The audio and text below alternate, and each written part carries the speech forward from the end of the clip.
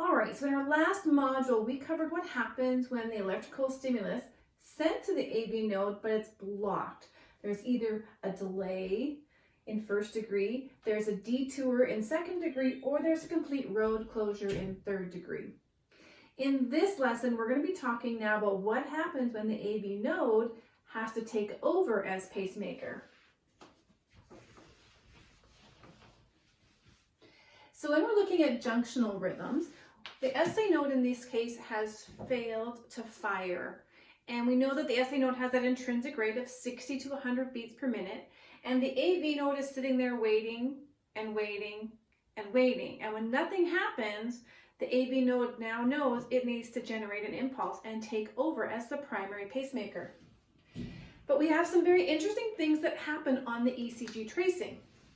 Now the SA node, when it fires, because it's at the top of the heart here, at the base, the electricity goes in one direction. It's a unidirectional system.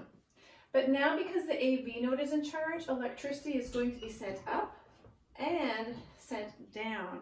So this means we get to see some really cool things happening on the ECG tracing.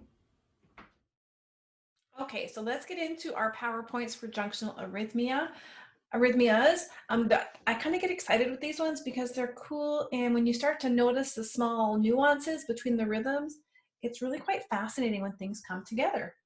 So quick review, junctional rhythms are being initiated by the AV node. We know that the AV node has an intrinsic firing rate of 40 to 60. Now that can change, just like the SA node was responsive to the environment and it could go slower or faster. We're going to find that the AV node can also go faster as we dissect some of these arrhythmias. In junctional arrhythmias, the AV node is the primary pacemaker because it is not receiving signals from the SA node. With that, we know that from a normal sinus rhythm, when the SA node is firing, it is sending electricity in one direction, and that is what gives us the characteristic waveforms of our 12 lead and our lead 2 ECG. Now, if you recall from level 1 ECG course, we look at level 2 as an overall picture of what's happening in the heart. We do use a 12 lead to help us identify the location of the trauma and the injury to help guide our treatments. But lead 2 is generally considered to be a good lead to look at because it gives us the highest waveforms. So here we have our lead 2, and we can see a nice P wave, QRS complex, and a T wave. And if we were to measure those intervals, they would be within normal limits. In a junctional, what happens is when the AV node sitting in the middle of the heart has to take over, it is now sending impulses upwards towards the atria and downwards towards the ventricles. As a result, we have what's known as a retrograde P wave, an inverted P wave, because on the tracing, the energy is no longer coming towards the feet, it's going away from the feet, and that's what causes the shape to change. So notice here we have our inverted P wave before the QRS complex, followed by a T wave.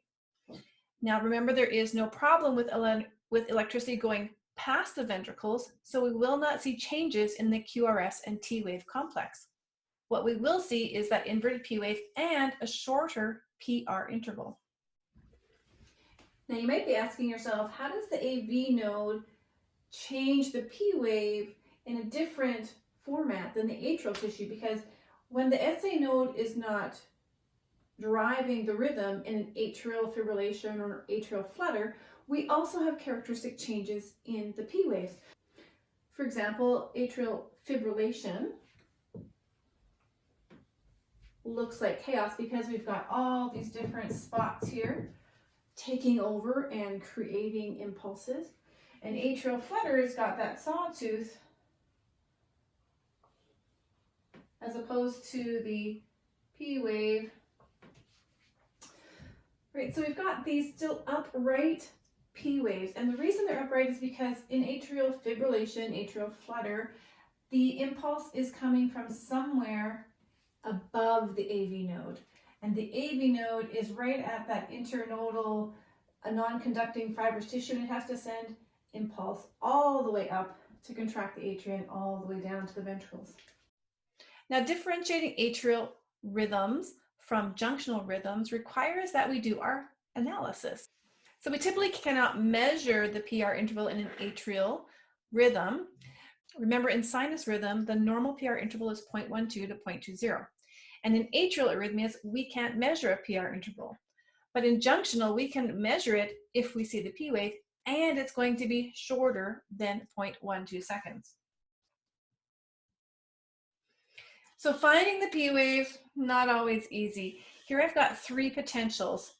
If the atria contract before the ventricles, then we will see an inverted P wave immediately preceding the QRS wave. If the ventricles contract before the P waves, then we will see a QRS wave followed by an inverted P wave and then the T wave. If they're both contracting at the same time, we will not see the P wave. We will just simply see a flat line, the QRS, and a T wave. Now, if only it was that easy. There's more than one type, unfortunately. So we're going to be looking at 4 different types today. Premature junctional contractions. Now remember, just as a premature atrial contraction, this is not a rhythm itself, it's a disruption. Then we're going to look at junctional escape rhythms, accelerated junctional, and junctional tachycardia. Now, for all of our junctional rhythms, the causes are the same, so we're going to look at some of those today. Any of our node blocking antihypertensives, excessive caffeine intake, nicotine, alcohol, if they've had an inferior wall MI, digoxin levels if they're toxic. So we are going to talk about digoxin more deeply in this lesson. Valve disease, rheumatic heart disease, we're also going to talk about that one. Hypoxia, heart surgery, hypokalemia. A lot of these are sounding familiar, right? It's because there's many things that are potential causes for any arrhythmia, and we're really looking to source out the cause for this arrhythmia. Now, caffeine and nicotine and alcohol. I was doing a little bit of research on this, and here's what's interesting. In Forbes, they had reviewed several studies, and caffeine in small doses can actually be healthy for your heart. And they reported that there's no known link to arrhythmias, which seems to go against everything I've been told. There's a study in 2018 from, I'm not even going to try to say this name, and it also again showed no connection between caffeine and ventricular arrhythmias. And at that study, they were using approximately 6 cups a day. Further, they've defined that there is no threshold for safe consumption, but 300 milligrams a day appears to be safe. Tea is considered to be protective. In moderate tea consumption, which is 14 cups a week, again showed a reduced risk for ventricular arrhythmias. And energy drinks 2 or more per day, people would report palpitations within 24 hours. So I just thought I would share that with you in terms of the conversations around caffeine, nicotine, alcohol, that there is still a lot of evidence out there that will show yay and nay. So controversial as to whether or not that will be the cause for your patient's arrhythmia. Now, the symptoms of a junctional arrhythmia, symptomatic junctional arrhythmia, related to cardiac output, as with every other arrhythmia.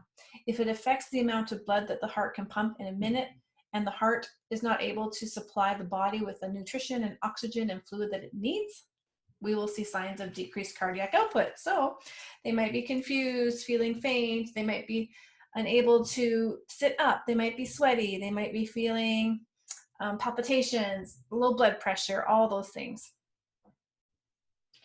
So we're going to look at these 4 in the next series of videos. We're going to start out with premature junctional contractions.